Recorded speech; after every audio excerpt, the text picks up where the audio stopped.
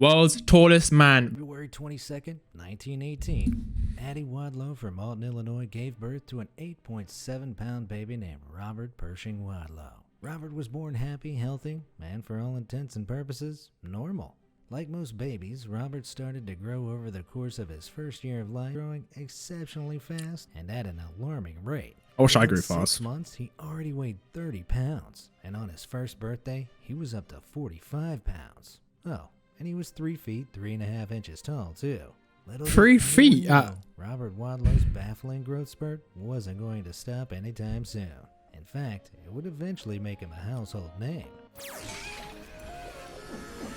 How tall is this guy? I don't know. Look at the title. Although it was apparent that their son wasn't quite like other kids, Robert's parents tried to make his childhood as normal as possible. As the eldest of 2 younger brothers and 2 sisters, he was expected to participate in the same activities as his siblings. Yo, he is No matter how a difficult it massive seemed. On guy. his 5th birthday, Robert had reached 5 feet 4 inches and was already wearing 5 clothes that were intended for teenagers. foot. When he turned 8 years old, he had exceeded his father Harold F. Wadlow's height of 5 feet 11 inches. Piss and an off. This is additional taking the 3 piss. To accommodate his beanstalk-like stature at elementary school, a special desk had to be made to support his frame. As far as the other kids in class could tell, Robert was already a real-life giant, but he still had a whole lot more growing to do. At home, he towered over his 4 younger siblings. When most children were still being carried around by their parents, Robert was able to lift his 150-pound father up the stairs of their family home like a Nice. puppet. What a guy. At the age of 8, I know. He became the world's tallest Boy Scout at an incredible 7 feet 4 inches. What the To take fuck? part in activities with the rest of the boys, Robert was provided with a custom-made uniform, tent, and sleeping bag. At the time, he was already consuming 5 times as many calories as typical boys his age. Oh yeah, look at In the fact, guys. his daily Flipping calorie consumption massive. is said to have peaked at 8,000 calories. A I wish I could eat typical 8,000 breakfast in his calories. teen years What? consisted of What? 8 eggs, 12 slices of toast, several glasses of orange juice, 5 cups of coffee, and What? plenty of cereal. Yo. If anyone was allowed to use the growing lad excuse while scoffing down seconds, it was Robert Wadlow. When he turned 17 in 1935, Wadlow had amazingly surpassed the 8-foot mark. What? Making him, unsurprisingly, 8 the foot? tallest teenager ever. The first of many titles he would officially 8 be awarded foot. in his extraordinary life. He's holding his I'm head. Robert Wadlow, 12 years old, and weigh 240 pounds, and I'm about 7 feet tall. These boys grouped around me are about the same age as I am. They go to the same grade. I like to play baseball, basketball, and football. He has to be smart, right? Surely, like, he has to have that. If he has that as well as being tall. But what caused this otherwise regular boy from Alton, Illinois to soar sky high within so few years? A team of doctors at Barnes Hospital in St. Louis who examined Wadlow in 1929 were able to diagnose him with hyperplasia of the pituitary gland. Pituitary This gland. condition causes rapid and excessive growth due to an abnormally high level of human growth hormone. Yo, hear me out. This is just saying. He must have a massive dick. Like, it's just a facts, bro. It's the facts. He must, right? Then it was I didn't think about it until now, until I saw this chart. So I saw this, like the actual whole human body. I was like, oh, there he must have a massive one, you know. Body. The most common cause of an overactive pituitary gland is a benign tumor known as adenoma. As a Which tumor. forces excess growth hormone to be secreted. Thanks to significant advances in medical technology and treatment in the years since Wadlow's death, people who now suffer from pituitary giantism, like Sultan Kozan, the current tallest living man as of 2017, Oh wow. were able to have surgery to halt the production of the growth hormone. But times were different when Wadlow was alive, and as Dr. Donald Rao, a medical consultant from the Guinness World Records, has explained, many surgeons simply weren't confident enough to operate on him. Even at the time of his death, it was reported that Wadlow's body was continuing to grow. And What? it showed no signs of stopping anytime soon. Apparently, Robert was sick of being asked, "Hey, how's the weather up there?" In fact, when he was 18, Robert remarked that he hadn't heard a new joke about his height in 3 years. You Damn. guys could come up with some better material. Why not drop your favorite tall joke down below, and I'll give a like to the ones that make me laugh the most. Although he was a relatively healthy child who enjoyed all the things most normal children did, Robert did have to deal with some major drawbacks as a result of his condition. Due to his extreme height, he suffered from a general lack of feeling in his lower legs and feet. Oh, that If he did feel sucks. anything, it was nothing more than a constant tingling like pins and needles. This is because his heart also had trouble circulating blood to the ends of his long limbs. By age 10, Robert's feet were deemed cyanotic, meaning they had an unnatural blue color due to his poor circulation. But Robert was determined not to let his condition get the better of him, and he never once used a wheelchair to get around despite how sensitive his limbs were. When he was 14, Robert stumbled only slightly while pushing a boy on a tricycle and ended up breaking 2 bones in his foot. As a result, he wore specially made iron leg braces for a while, which he would sometimes opt for throughout his later life.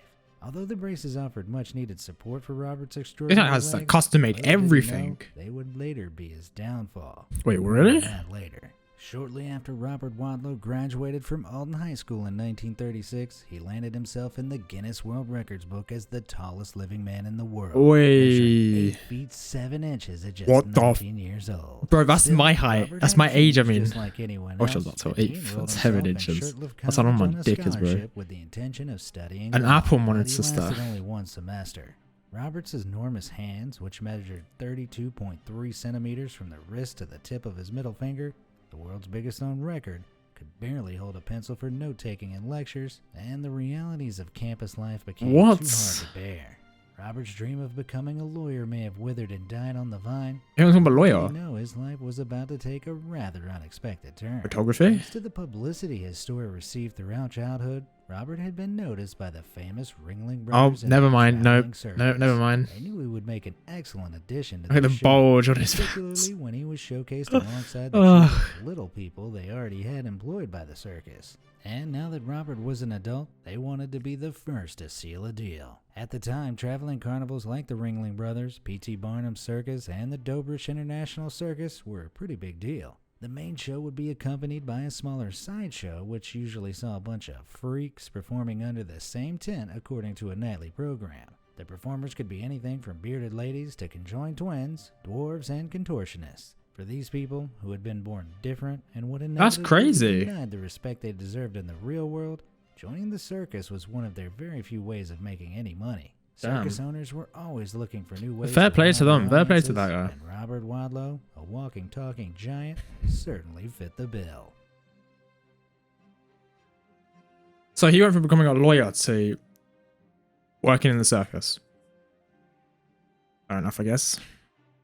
During his time at the circus, Robert was marketed as the Alton Giant, or the Giant of Illinois, and became so wildly popular that he appeared in the center ring rather than the sideshow almost immediately. Although he was a huge hit with audiences and drew crowds from all over the country, Robert wasn't a natural-born performer and didn't care much for the colorful and extravagant world of the carnival. Yeah, They I think you accepted could. their offer under a specific set of terms. The circus would provide a hotel suite for Robert and his father and pay all their expenses. During his performances, he dressed up in a conservative business suit and refused the circus's request to be dressed in a top hat and tails that would accentuate his figure. Thanks to the fame he had achieved while traveling with the circus, Robert also came to the attention of Peter's Shoe Company in 1938, who offered him a job as a spokesperson on a promotional tour. This Fair was enough. a blessing in disguise for Robert, who had Nice switch up. 47 centimeter feet.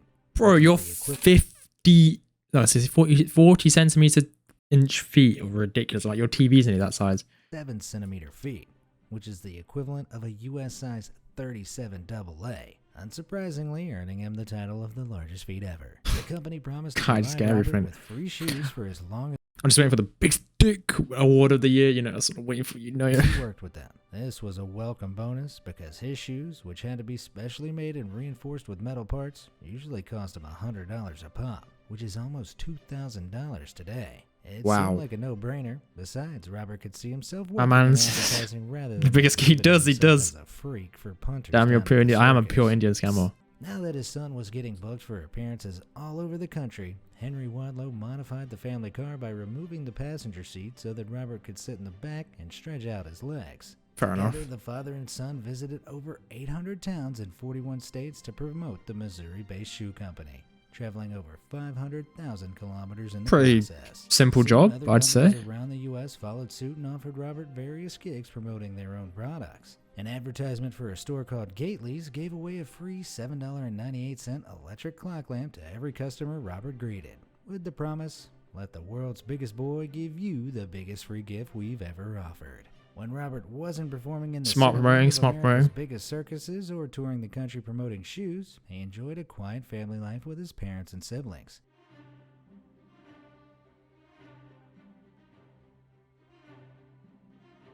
His friends and family described him as mild-mannered and polite, earning him the nickname Gentle Giant, which was a spin on one of his circus monikers, the Gentleman Giant. Although he had an exciting and vibrant career thanks to his unique build, it still made doing even the most basic things incredibly difficult. Like Gulliver in the land of the Lilliputians, Robert lived in a world where everything had been designed for people much smaller than him. Homes, public spaces, and basic household items weren't well equipped for his height. 8'3", was He had to it? make concessions and adjustments just to be able to perform the simplest of tasks. When sitting down at tables, for example, Robert couldn't bend his legs for fear of knocking everything off. Instead, he had to keep them straight, which meant he was at risk of easily tripping people up. Almost everything he owned was custom made, from his clothes, which required about 3 times as much material as normal adult clothes, to his 9.5-foot bed frame. When he stayed at hotels, Where are you gonna put the multiple bed? beds had to be pushed together to accommodate him. gonna say. Normal leisure activities like going to the movies were totally out of the question. It ain't easy being a real-life giant. In 1937, Robert's parents hid perfectly for his tremendous size. The doors would be 9 foot high, the ceilings 11 foot, and even the stairs themselves would be 2 feet each. All the furniture would be specially made and fitted, including a 10-foot bathtub, which would have cost a hefty $1,000 on its own. Unfortunately, because of the extortionate costs involved in the project and the complications of actually building it, the house never came to fruition. Although Robert had hung up his showbiz head long ago, crowds still gathered around him wherever he went. It seemed everyone wanted to get a piece of the world's tallest man. On June 2, 1936, a medical doctor named Charles Humbert visited Robert and his family at their home. According to the Wadlows, the doctor was very rude and intrusive, and Robert ultimately refused to cooperate with Humbert or be examined by him. In a bid to get back at the family, Humbert chose to trash Robert in a paper he published in the Journal of the American Medical Association. The write-up, which claimed to be about the giant's mental processes, painted Robert as a moody, surly introvert who was bitter about his condition. Oh. What's worse, Humbert openly challenged praise from Robert's teachers regarding his intelligence, and instead insisted that he had defective attention, stating that all functions that we attribute to the highest centers of in the frontal lobes are languid and blurred. That's It's so safe to say the what? Wadlows Like, were why? not pleased, so they decided to sue the scathing doctor for libel to the tune of $100,000. The trial, which was held in St. Joseph, Missouri, became quite a media event, and thousands of people waited outside the courthouse to catch a glimpse of the world's tallest man in the flesh. Unfortunately, the Wadlows lost the suit after the judge concluded that it couldn't be proven that Humbert's description wasn't accurate on the day he met him. Sure thing, Doc. Wow. By 1940, 22-year-old Robert usually walked with a cane and had been fitted with permanent iron leg braces to support his height and keep him upright. But because of the general lack of feeling in his lower legs, Robert didn't notice that one of the braces was dangerously rubbing against his ankle. While making an appearance at Michigan's Manistee National Forest Festival on behalf of the shoe company he represented, a blister formed and quickly became infected. Hospitals in the local area refused to treat Robert because their amenities couldn't accommodate his immense size, so the infection was left to linger. Thanks to his condition, Robert also had a weakened immune system. As things worsened, he developed a fever of 106 degrees, and doctors were finally forced to perform a minor surgery to give him a blood transfusion. 41 But it was to no degrees. avail. On July 15th, the news broke. He died The to an world's infection in tallest his man ankle. was dead. Wow. Just 18 days before Robert Wadlow succumbed to the fatal infection and passed away in his sleep, he had been measured for the final time and clocked in at a colossal 8 feet 11.1 inches. 8'11". 439 pounds.